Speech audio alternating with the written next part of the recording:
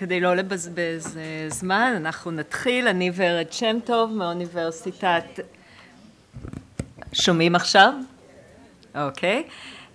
אני ורד שם טוב מאוניברסיטת סטנפורד בקליפורניה, ואני שמחה להיות יושבת הראש של המושב הזה, שיעסוק בין ירושלים של מטה לירושלים של מעלה. כל ההרצאה תארוך 20 דקות, ואת השאלות אנחנו נשמור לסוף. הדוברת הראשונה, המרצה הראשונה, היא סדרה דיקובן אזרחי. סדרה תדבר באנגלית, ואני גם אציג אותה באנגלית.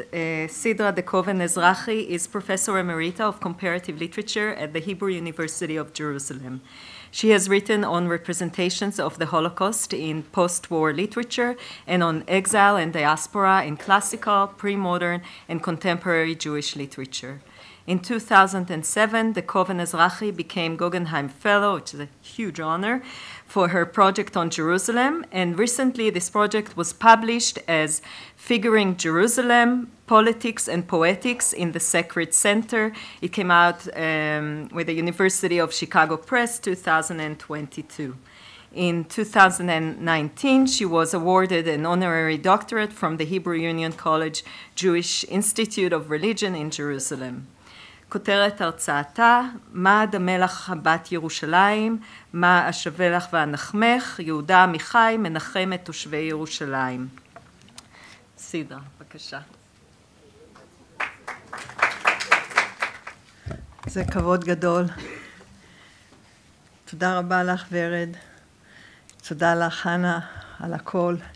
לכולם, לכל המארגנים והאנשים הנפלאים שנמצאים כאן או שנבצר מהם להיות כאן. In consulting with Gidon Tikotsky about which language I should speak in my remarks today, I recalled that when asked whether I have plans for translating my book Figuring Jerusalem into Hebrew, I replied that I thought I had written it in Hebrew. Gidon then reminded me that Elsa Lasker Schiller had said the same thing about her own poems. I do cherish the association with Lasker Schiller, however far-fetched, but she also provides the segue to Amichai. He was a young man when he encountered her in person, but in his maturity, he came to her poetry like a pilgrim.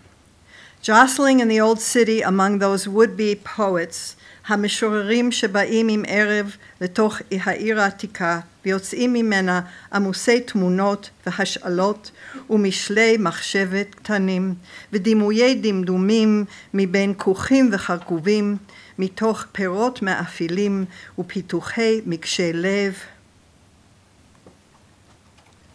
הרמתי את ידי למצחי למחות זהה והעליתי את אלזה לסקר שילר.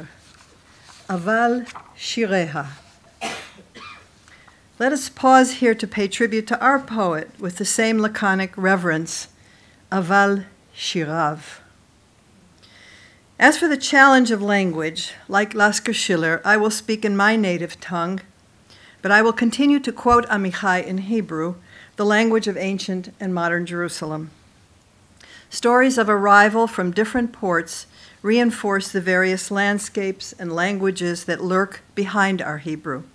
In the case of Amichai, and of course Lasker Schiller, it was German. In my case, English. Thinking from left to right, as well as right to left, gives us a kind of psychological and ethical mobility that we wouldn't have in only one language. Tomorrow, we will hear more from Efrat Gal-Ed. Where are you, Efrat? About the connection between the two poets. I want to call attention now to another connection that is geographical, geopolitical, and geodenominational. As Lasker Schiller is buried on the Mount of Olives, her grave, like much of her poetry, beckons us to the sacred center. But it is important to remember that Mount of Olives, Har HaZeitim, is the other sacred center, the place that is not Har HaBayit. And of course, the place where the real estate for the dead is so expensive because it is the mountain where the resurrection will commence. And for me, in the here and now, it represents a peaceful meeting of different religions, and more importantly, distance from that other radioactive mountain. Reverence for the sacred, along with appreciation for the distance that protects us from its all-consuming flames, brings us back in a way to the topic of our session, Bein Yerushalayim shel Mata liYerushalayim shel Mala. Bein, between. What is the between? Not heavenly and not earthly, lo mala velo mata. Habeinayim hatzarim, the narrow in-between, defines the place where Amichai's poetic and ethical soul resides. Hannah Kronfeld maps out this space in her path-breaking study, The Full Severity of Compassion. And as many of you know, she was meant to be here with us today and could not for reasons of health. In her chapter, Living on the Hyphen, the Necessary Metaphor, Kronfeld writes, Yehuda Amichai's poetic worldview disrupts all rigid categorical distinctions, binary or otherwise, as he developed over a period that spans half a century a poetics of the hyphenated state as the location of the human agent. Borderline or interim states are embraced in Amichai's poetry precisely because they hold out no false hope or mystification about identity and possession. This borderline, interim, or liminal space is, in fact, the most endangered element in Hebrew culture. It is the fleeting twilight between day and night, the fugitive springtime between winter and summer, the all but non-existent space between religious and secular, between Muslim and Jew. The one-time fact of our ephemeral existence in a way defines the entire, rather shaky platform on which Yehuda Amichai's poetry stands. Kronfeld explores Amichai's hyphen as a trope, a poetic principle, and a lifeline. The hyphen, hamakaf, is explicitly introduced in his poem, Late Marriage, Chatuna Moucheret. Sitting in the rabbinical court, waiting with much younger grooms for their marriage certificates, the speaker muses, לחץ חיי מקרב את תאריך הלידה אל תאריך המוות, כמו ספרי היסטוריה, שבהם לחץ ההיסטוריה הצמיד את שני המספרים האלה יחדיו ליד שם מלך מת, ורק מקף מפריד ביניהם. אני מחזיק במקף הזה בכל מאודי, כמו בקרש הצלה, אני חי עליו, ונדר לא להיות לבד על שפתיי, כל חתן וכל כלה וכל מצלות ילדים בחוצות ירושלים ובערי יהודה. The hyphen, hamakaf, is then a kind of lifeline. It signifies the line on which our lives are lived, from birth to death. And it is the line that both separates and connects humans from each other, giving the other space while maintaining an autonomous and respectful position vis-a-vis that other. There's something else that should be noted in the poem Chatuna Moucheret. Every Hebrew reader will hear the allusions to the verses from Jeremiah that are chanted at every Jewish wedding. Od yishama ba'arei Yehuda u'v'chutzot Yerushalayim kol sason ve'kol simcha kol chatan ve'kol kala. But only those well-versed in the Bible are aware of what is elided in this blessing, what is unspoken, both under the wedding chuppah and in Amichai's poem. The fuller version of the pronouncement of the prophet, who sitting in the wasted streets of Jerusalem, voided of people and animals, gropes for language to foretell a better future, while returning twice to the desolate vision. כה אמר אדוני, עוד ישמע במקום הזה, אשר אתם אומרים חרב הוא מעין אדם ומעין בהמה, בערי יהודה ובחוצות ירושלים הנשמות מעין אדם ומעין יושב ומעין בהמה, כל ששון וכל שמחה. Indeed, only those who, like Yehuda Amichai, come with open and aching hearts to the always contested cities of Yehuda and the disputed streets of Jerusalem. Only those truly know, along with Jeremiah, how endangered still are the voices of bride and groom, how easily the laughter, the joy, and the gladness can become voided and wasted. That makaf, that lifeline between birth and death, on which the aging Chatan muses as he awaits his rabbinical certificate, is also the endangered space between the self and the other. It is found in the no man's land of encounters between those defined by politicians as enemies, Sultan's Pool, Brechat Sultan, in the valley where the voices of two men meet, the Palestinian seeking his goat and the Israeli seeking his son. It is in the silent exchange between the Hebrew self and the Arab shopkeeper in the old city on Yom Kippur. And we have in these encounters a diagram of the poetic principle itself, of the makaf, the space that holds two elements of a simile, preserving both the autonomy of each and their participation in an organic, dialogic universe. This is demonstrated in one of Amichai's most profligate poems, which could compete with Song of Songs for the number of far-fetched similes, a poem that seems in places almost like an exercise in poetic excess. Here the poet celebrates the likenesses released through the act of donning a talit, or a talis, as Hannah Kronfeld and Hannah Bloch translated. See if you can count how many similes appear in this most beloved poem. מי שהתעטף בטלית בנעוריו לא ישכח לעולם. ההוצאה משקית הכתיפה הרכה ופתיחת הטלית המקופלת, פריסה, נשיקת הצווארון לאורכו, הצווארון לפעמים רקום ולפעמים מוזהב. אחר כך בתנופה גדולה מעל הראש, כמו שמיים, כמו חופה, כמו מצנח. אחר כך לכרוך אותה סביב הראש כמו במחבואים. אחר כך להתעטף בה כל הגוף, צמודה צמודה, ולהתקרבל כמו גולם של פרפר, ולפתוח כמו כנפיים, ולעוף. ומדוע הטלית בפסים ולא במשבצות שחור לבן, כמו לוח שחמט?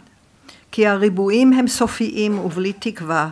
הפסים באים מאין סוף ויוצאים לאין סוף, כמו מסלולי המראה בשדה תעופה לנחיתת המלאכים ולהמראתם.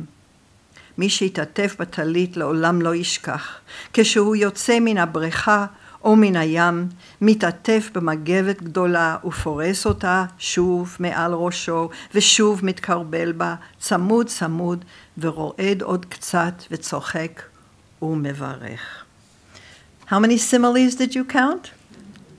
There are 8 signified by kimo, along with a few metaphors. It may not be necessary in a conference devoted to the legacy of Yehuda Amichai to consider the value of poetry itself.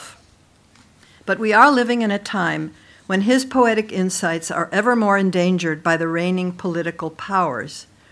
And in a way, my entire argument rests on the ancient and eternal power of poetry as a force mitigating against violence and exclusivity. Look again at the title of my remarks, taken, of course, from Megillat Eicha, Bet Yud Gimel.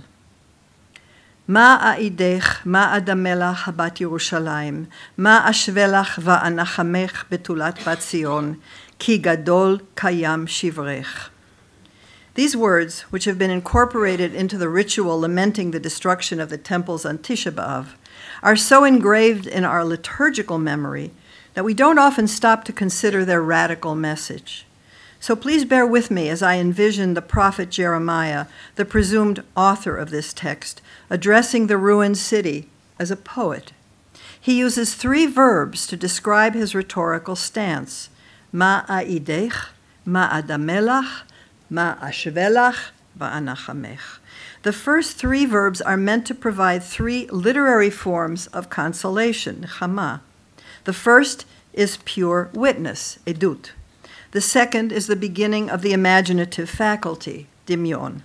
The third is the creation of equivalences, similes, and metaphors, hashva'ah, va'anachamech. And if that is what brings consolation, the prophet wastes no time in furnishing it.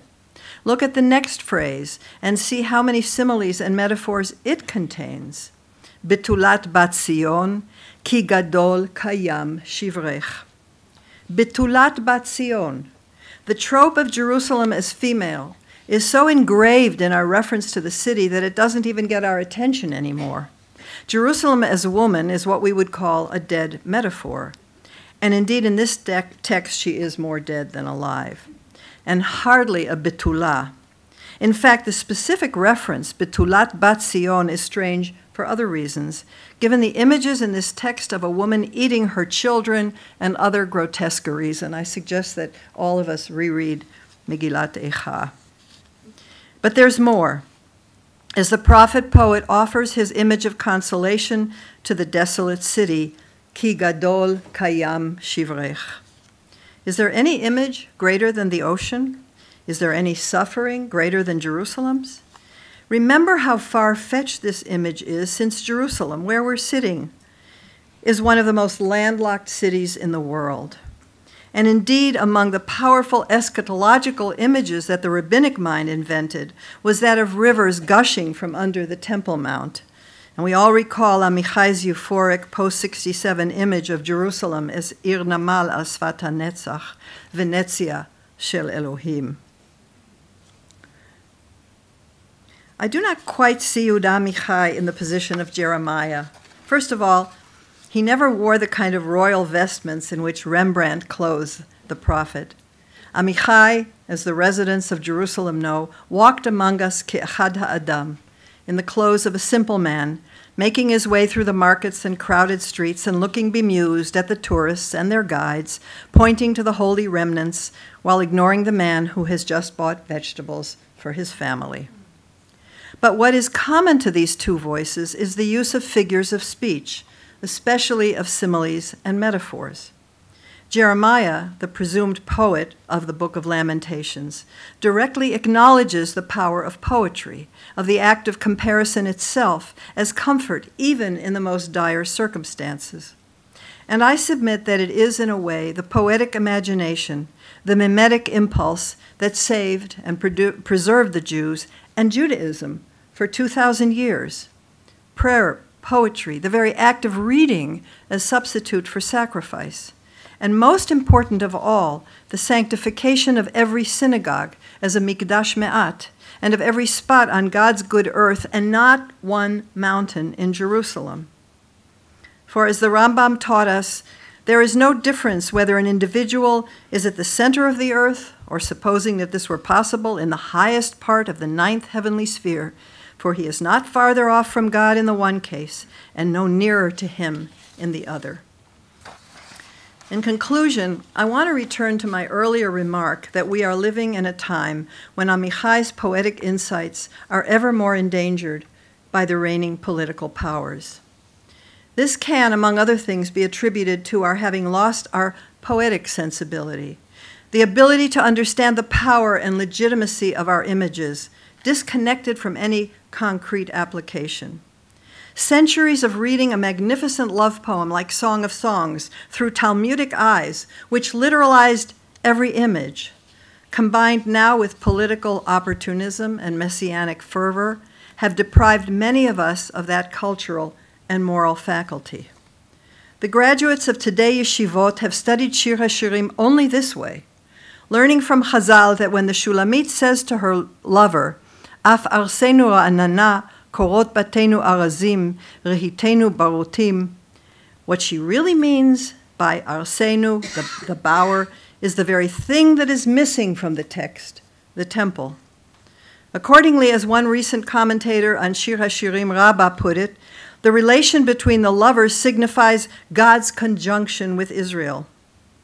So if Rabbi Akiva said that Song of Songs was the Holy of Holies, Kodesh HaKodashim, he was not, according to this logic, referring to the text as substitute for the temple, but as a kind of corridor to its reemergence.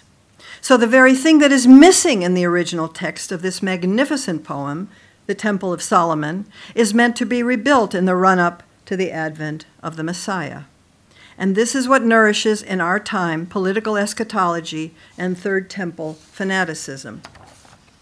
No one put it better than Amichai himself shortly before his death, as he imagined the return of Solomon to post-67 Jerusalem, and his crazed realization of the effects of the literalization of his metaphoric language, the addition of those very elements missing from the text.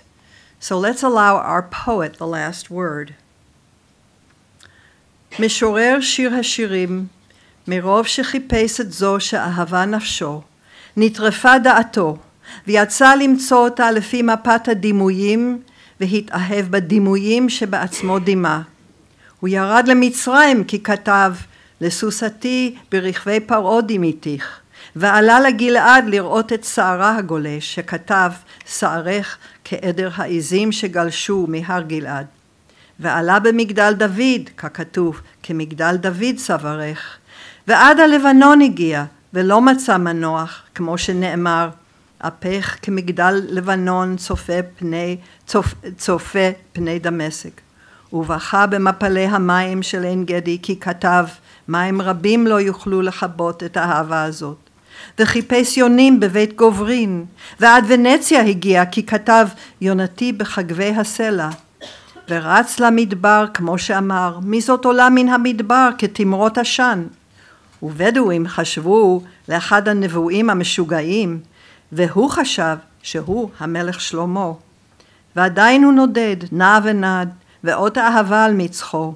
ולפעמים הוא מגיע אל אהבות של אחרים בזמנים אחרים, והגיע גם אל ביתנו, שגגו שבור על הגבול בין ירושלים וירושלים. ולא ראינו אותו, כי היינו חבוקים, ועדיין הוא נודד וצועק, כי נח יפה רעייתי, כמו מתוך שק עמוק של שכחה, ומי שכתב, אזק המוות אהבה, רק בסוף הבין את הדימוי שדימה, והבין ואהב ומת. הנמשל התפוצץ עם המשל. By way of conclusion, let me return to the title of my talk, יהודה עמיחי מנחם את תושבי ירושלים.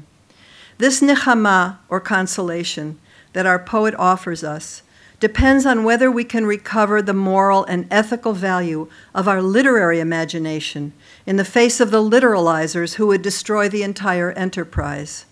אלה אשר מתכננים חס ושלום לפוצץ את הנמשל עם המשל. תודה רבה.